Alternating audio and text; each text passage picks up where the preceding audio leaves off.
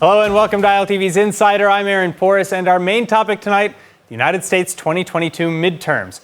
Largely assumed to be a Republican blowout, the votes are now mostly in and the results being counted.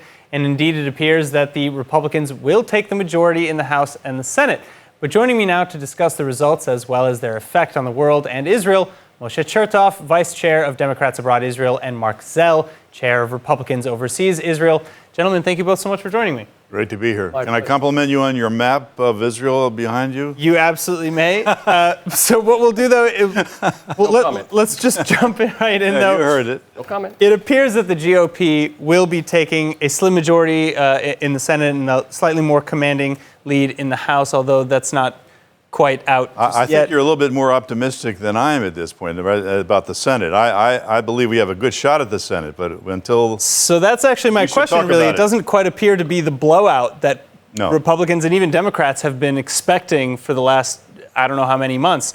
Why do you think that is? Well, first of all, let me set the stage in terms of what we're about to expect or can expect in the next few days or weeks.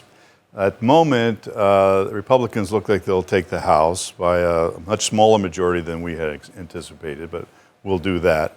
The Senate right now is 49 Republican seats elected and 48 Democratic seats, and there are three that are up for grabs at the moment: Arizona, Nevada, and Georgia. Georgia is going to a runoff election on December 6th, about a month from now.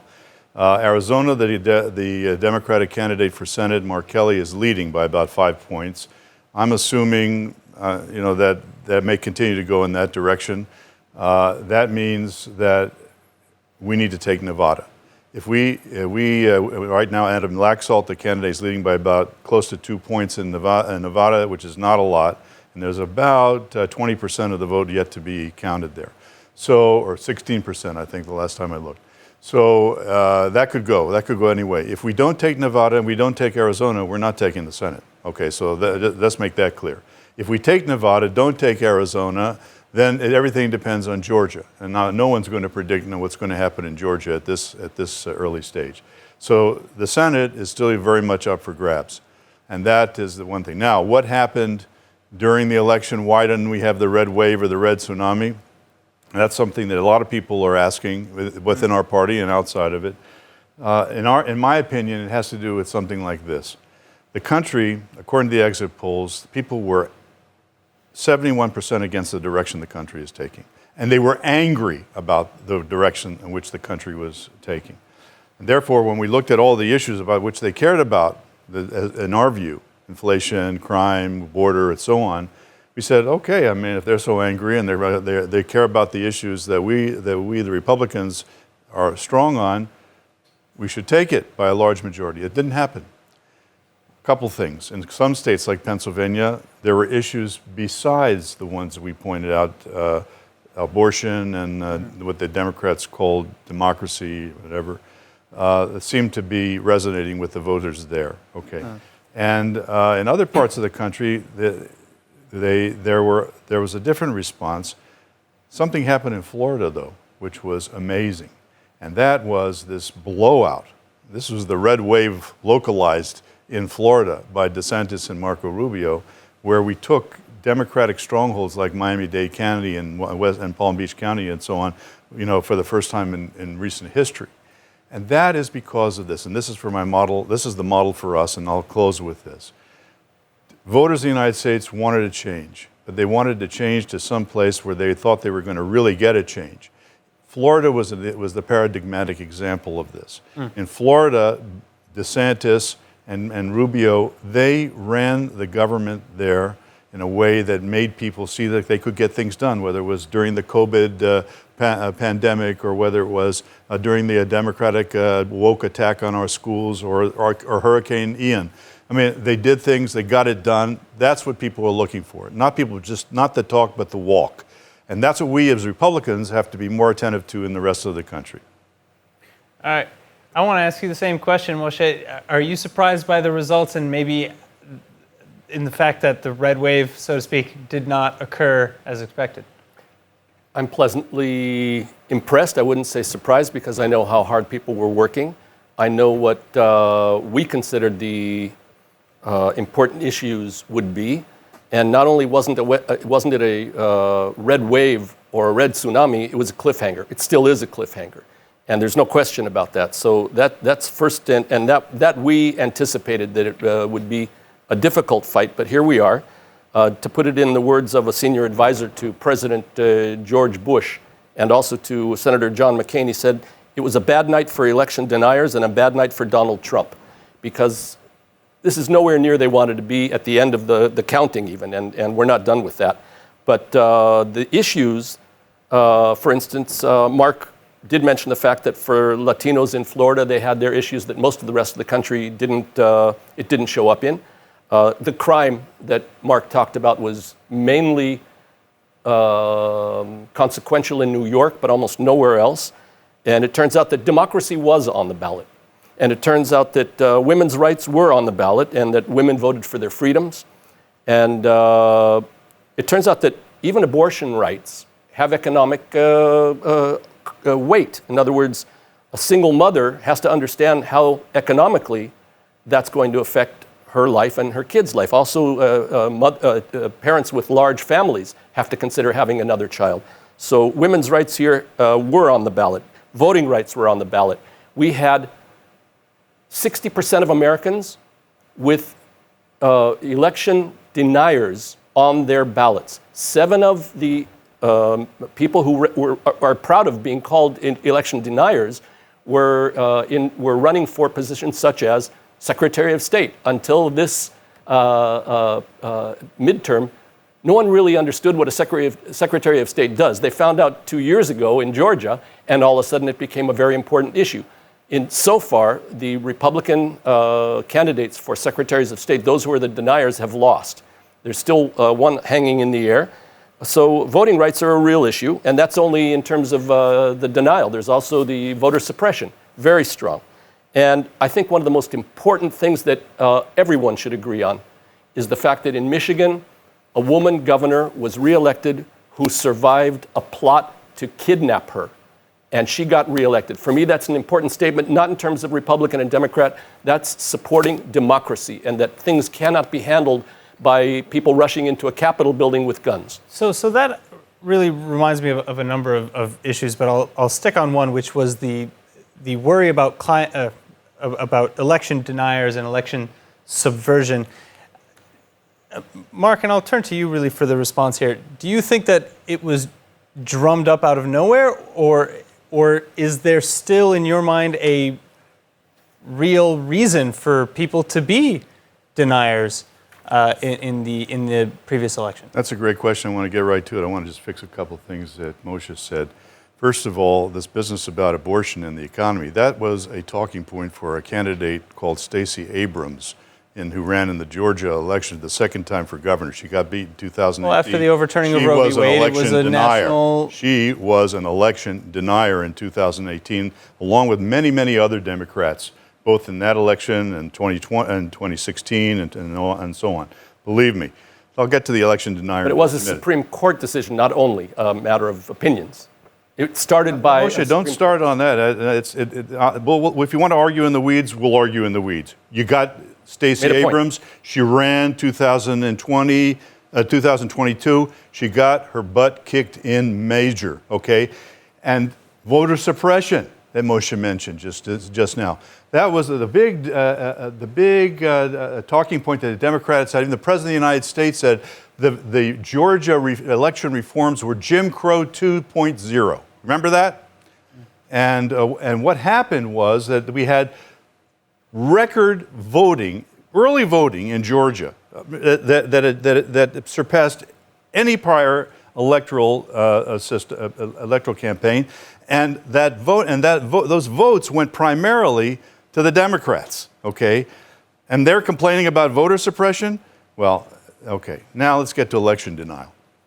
Election denial is an interesting meme to try to automatically through nomenclature Well, I mean, there's a lot of people who say that I the am vote an was election stolen. denier by that. So do you believe that Biden stole the election? No, I believe that the Democrats exploited the 2020 election and the pandemic, and that's now coming out. There's a case in front of the United States Supreme Court about this, which will be decided shortly.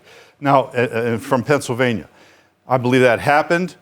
I believe the Democrats did a great job in exploiting it. We were not ready for it in 2020, and what we did do in this election, because of that, and this is why I think it's important to stress this.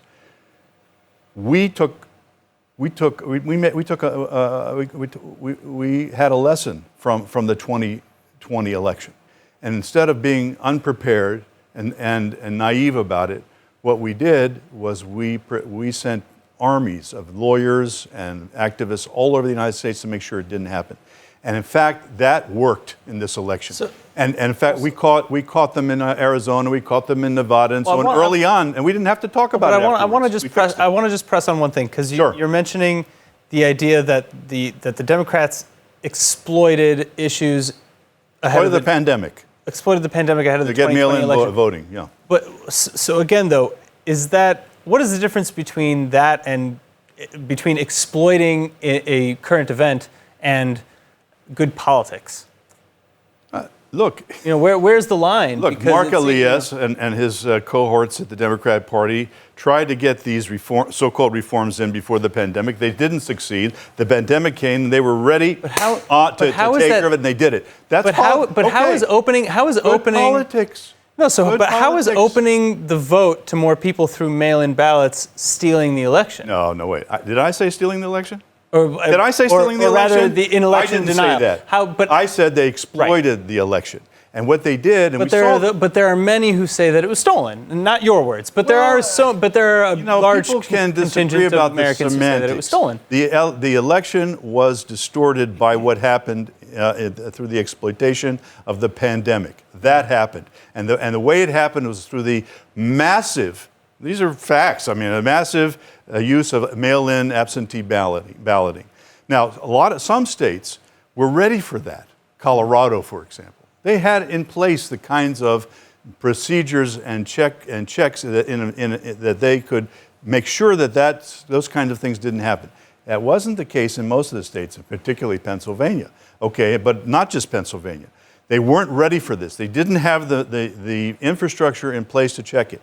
Rather, what was going on in Pennsylvania is the governor of Pennsylvania, in our view, in violation of the Constitution, the Supreme Court will soon decide that issue, decided to change all the election rules at the last minute without the imprimatur of the Pennsylvania legislature as required by the Constitution, and made it all of these changes in the absentee balloting procedures, including signatures and dating and so on. Now, for example, because we were ready, we caught them. I'd like to. Okay. I'll let them, but my final statement, we caught them in Pennsylvania. We went to the courts in Pennsylvania. We got a ruling by the Pennsylvania Supreme Court that the use of undated or misdated ballots should not be counted or put aside. That happened, and that was the difference. We were ready this time, and we learned from 2020, Donald Trump was right to raise the clarion call about the integrity of those elections, and now we fixed it. Thank God. I agree that there is record voting, but not only in Virginia. It's all across the United States. I didn't say Virginia. I'm sorry, Georgia. We had record voting in Virginia, too. Correct. Okay. And my point is that it's the Democrats, I believe, prepared better, and that is visual in the results. But the fact is that there has been record amounts even of young people. Young people, Gen Z, as they're called, between the ages of 18 and 29, in the national election poll, 63% voted Democrat, 35% voted Republican. Now that's national, so it's not one person or another, not one issue or another. That's people who came to vote, and so therefore, what? and therefore, so what? So I think that if you're talking about preparation, we've done a great job with that. What, in the college campuses that you control? Where the woke phenomenon? I didn't interrupt you, Mark. Well, okay, but I want the audience to understand what you're saying here. Okay. Go ahead. Answer that. I really enjoyed hearing the remark of former President Trump, who said that I think that if they win, I should get all the credit, and if they lose, I should not be blamed at all. I'm sorry, I heard him, and I heard read his lips. Too, and so did all his America. lips. Yeah, I could read his lips. On. This was not taken out of any kind of context. And Mr. That's all Trump, you got. Mark, I didn't interrupt. Okay, we're going to be interrupting. Let's go. Okay. So I see the fact that Trump has come out of this round weaker than he ever was before, and there's Republicans are having trouble trying to stay on board as a result of the people who he influenced, but the Democrats won in those elections. Ohio? I'm not individual. In general, I'm talking. Should we talk about the Jewish vote? What happened there? Yeah, I mean, I'd like to move on to Israel and how that actually turned around, because I do know that in many places, polls are showing, certain exit polls are now showing that the Jewish vote actually also swung to the right. Well, wait a minute, I didn't know that. Tell me about that. That in New York is in particular. In particular, but elsewhere? Yeah. In a number of other small pockets across the United States, yeah, it wasn't. I think we should wait to see swing. the exit poll on that. And all right, I don't. Go ahead. Let Moshe continue. There are people who. Thank you. There are people who have exit polls specifically for people who identify themselves as Jewish. First of all, many Jewish candidates were elected. I like the one in particular, the man who was elected, whose last name is Landsman. I look at him and I smile. But in New York, in particular, a Jewish Republican governor candidate lost. Locally, I'm sorry, I'm not. Locally, 4 Democratic seats were flipped to Republican on the local level in New York State.